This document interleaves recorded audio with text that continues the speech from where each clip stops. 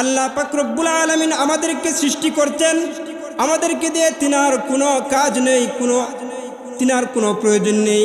আমরা কি মনে করতেছি তিনার কোনো প্রয়োজন আছে? ইয়া ইবাদি আন্নী লাম আখলুকহুম লিউকাসিরাকুম, হে মানুষ তোমরা কি মনে করো আল্লাহ তাআলা অসম্পূর্ণ ধনভাণ্ডারকে সম্পূর্ণ করার জন্য তোমাদের কি সৃষ্টি করছে?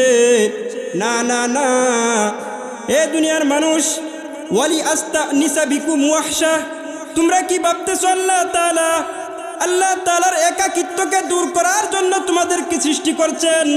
না না না, আল্লাহ তাআলার একাকিত্ব দূর করার জন্য তোমাদেরকে সৃষ্টি করা হয় নাই।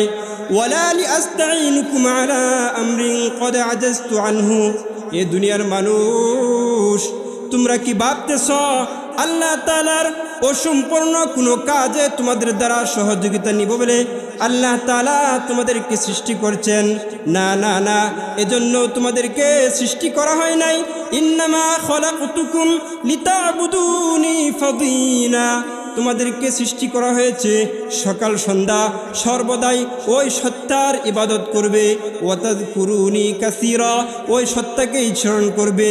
ওয়াতাসজুদুনি বুকরাতাও ওয়া আসীলা, ওই সত্তাকেই, ওই সত্তার পায়ে সেজদা করবে, ওই সত্তার সামনেই মাথা নত করবে। এজন্য তোমাদেরকে সৃষ্টি করা হয়েছে। আমাদেরকে দিয়ে আল্লাহ তাআলা কোনো কাজ নিবেন, আল্লাহ কোনো উপকার করবেন, এজন্য সৃষ্টি করে নাই, এজন্য সৃষ্টি করছে। এই দুনিয়ার নাজ নিয়ামত যা দেখতেছি আমরা, আসমান জমিন তাহার মাঝখানে যা কিছু আছে, কিছুই একদিন থাকবে না, একমাত্র আল্লাহর সত্তাই থাকবে। এই দুনিয়াতে সব শেষ হয়ে যাবে কিয়ামতের মাধ্যমে, হাসরের মাঠ কায়েম হয়ে যাবে। আল্লাহ তাআলা 7 আসমান 7 জমিনকে একত্রিত করবেন, একত্রিত করে আসমান এবং জমিনের উপর লাঠি দ্বারা জোরে জোরে আঘাত করবেন এবং বলবেন আনাল মালিক। সেদিন কি দুনিয়ার কোনো রাজা বাদশার অস্তিত্ব থাকবে? না না না, যেদিন বিচারের দিবস আরম্ভ হয়ে যাবে সেদিন আল্লাহ পাক রব্বুল আলামিন আমাদেরকে সব মানুষকে বিচারের সম্মুখে দাঁড় করাবেন, আল্লাহর সামনে দাঁড় করিয়ে 7 আসমান 7 জমিনকে একত্রিত করে জুড়ে জুড়ে আঘাত করবেন, আল বলবেন আনাল মালিক, আজকে আমি বাদশাহ। আবার আঘাত করবেন এবং বলবেন আনাল কুদ্দুসুস সালামুল মুমিন, আবার আঘাত করবেন এবং বলবেন আনাল মুহাইমিনুল আজিজুল জব্বার, আবার পুনরায় আঘাত করবেন এবং বলবেন আইনাল মুতাকাব্বিরুন, কোথায় অহংকারীরা? একটু সম্পদ হইলেই, একটু যোগ্যতা হইলেই, একটু ক্ষমতা হইলেই অহংকার। সেদিন এই অহংকার থাকবে না, সবাই নিস্তব্ধ হয়ে যাবে। আইনাল মুলুক, কোথায় দুনিয়ার রাজা বাদশারা? সেদিন দুনিয়ার রাজা বাদশাদেরও কোনো খবর থাকবে না, সবাই নিস্তব্ধ হয়ে যাবে। যে মূসা আলাইহিস সালাম আল্লাহ তাআলা প্রশ্ন করছে একটা, মূসা পেছাইয়া পেছাইয়া জবাব দিছে অনেকগুলো, আল্লাহ তাআলা জবাব দিছে একটা। মূসা আলাইহিস সালাম পেছাইয়া পেছাইয়া প্রশ্ন করছে বারবার। নবী মূসাও সেদিন থরথর করে কাঁপবে আর বলবে ইয়া নফসি ইয়া নফসি। এমন এক পরিবেশ তৈরি হয়ে যাবে, এই সত্তার সামনে কে দাঁড়াবে সেদিন? আমরা এমন এক সত্তার ইবাদত করি। সেদিন আল্লাহ তাআলা বলবেন লিমানিল মুলকুল ইয়াউম, আজকের রাজত্ব কার? সবাই নিস্তব্ধ হয়ে যাবে। সেদিন আল্লাহ তাআলার সামনে প্রতি উত্তরে বলবে, কথা বলবে, এমন কোনো মানুষ থাকবে না, সবাই নিস্তব্ধ হয়ে যাবে, প্রকম্পিত হয়ে যাবে, ভয়ে কাঁপতে থাকবে আর ইয়া নফসি বলতে থাকবে। আল্লাহ তাআলা প্রশ্ন করবেন নিজেই লিমানিল মুলকুল ইয়াউম, আবার তিনি নিজেই জবাব দিবেন লিল্লাহিল ওয়াহিদিল কাহ্হার। কাহ্হার রূপ ধারণ করে বিচারের দিবসে বসে নিজেই প্রশ্ন করবেন এবং নিজেই জবাব দিবেন আজকের রাজত্ব আমার। সেদিন কে পালায়ন করবে সেখান থেকে? পালায়ন করার মতো কোনো জায়গা আছে? সেদিন পালায়ন করার মতো কোনো জায়গা নাই। সেদিন কোথাও পালায়ন করতে পারবে না। ইয়াউমাইযিন তু'রাদুনা লা তাখফা মিনকুম খাফিয়া।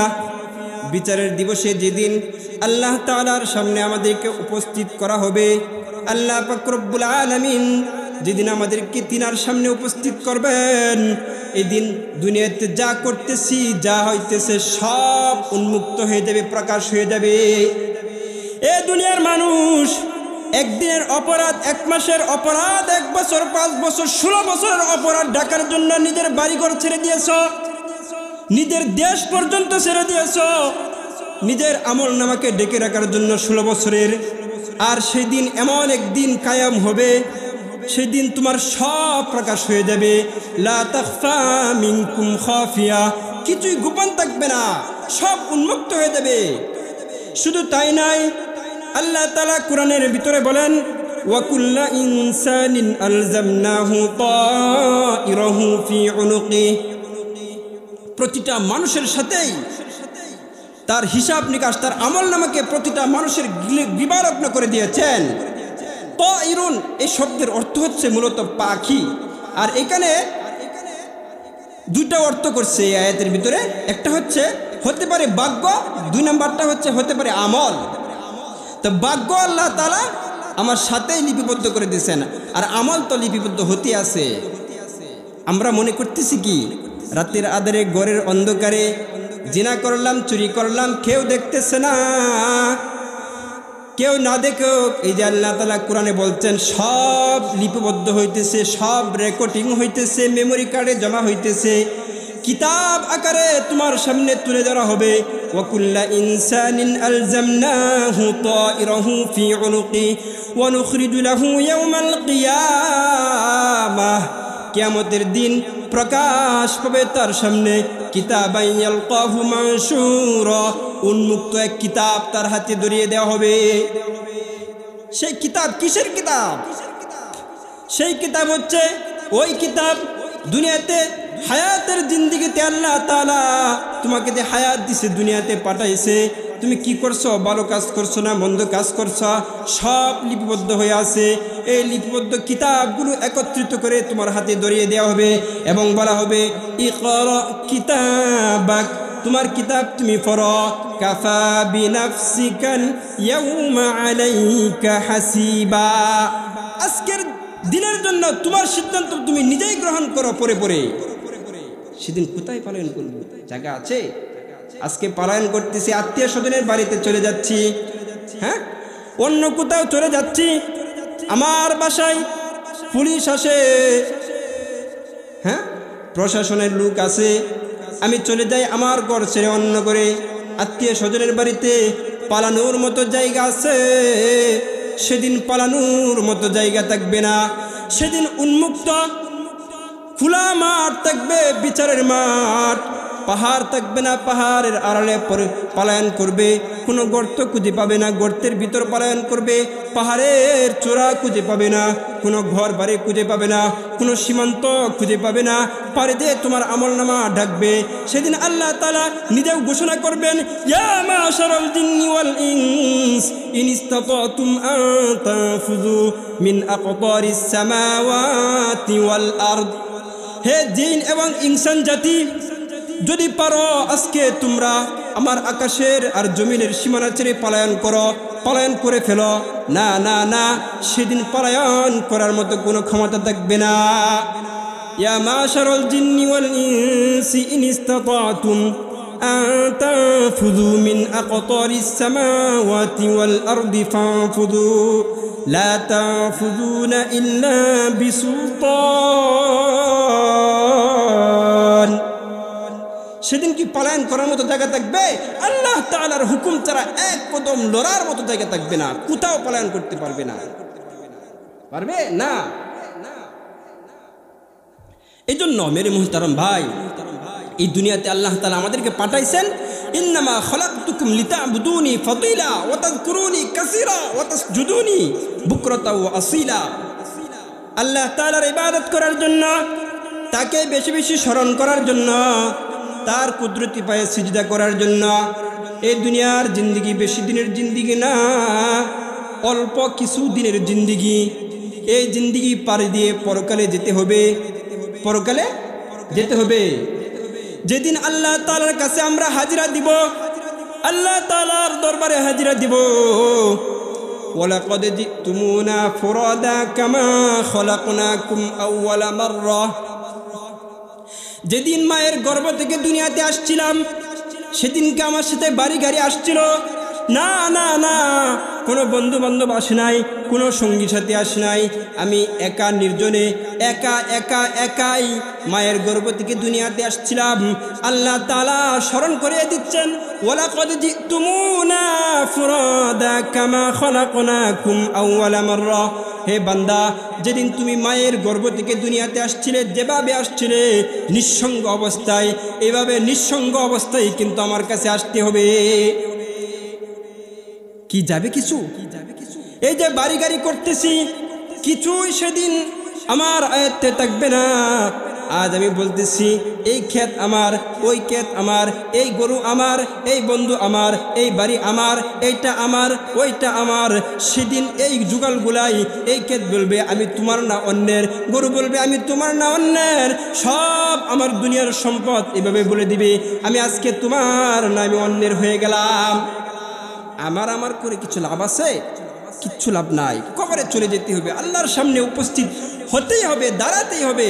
আল্লাহ স্মরণ করিয়ে দিচ্ছেন, বান্দা দুনিয়া যে করতেছ, ওয়ালাকাদ জিতুমুনা ফুরাদা কামা খলাকনাকুম আউওয়ালা মাররা, নিঃসঙ্গ অবস্থায় কিন্তু আমার কাছে আসতে হবে। এই জন্য মেরে মুহতারাম ভাই, আল্লাহ তাআলার ইবাদত বেশি বেশি করতে হবে। কিছুই আমার কাজে আসবে না এই দুনিয়ার। যেদিন আল্লাহ তাআলার কাছে হাজিরা দিব এই দুনিয়া ছেড়ে, সেদিন আমার মা অপরিচিত হয়ে যাবে, মা সঙ্গ ছেড়ে দিবে, স্ত্রী আমাকে চিনবে না, ভুলে যাবে, আমার সন্তানগুলো সঙ্গ ছেড়ে দিবে, বন্ধু বান্ধব সবাই আমাকে ছেড়ে দিবে, সূত্র এবং মিত্র, হ্যাঁ, সূত্র এবং মিত্র সব মানুষ সেদিন একই চরিত্রের অধিকারী হয়ে যাবে। আমার মেয়েও বলবে না আমি বাবার সাথে কবরে চলে যাব, আমার ছেলেও বলবে না, আমার মাও বলবে না আমি বাবার সাথে, সন্তানের সাথে কবরে চলে যাব। সূত্র মিত্র সেদিন সবাই একই চরিত্রের অধিকারী হয়ে যাবে।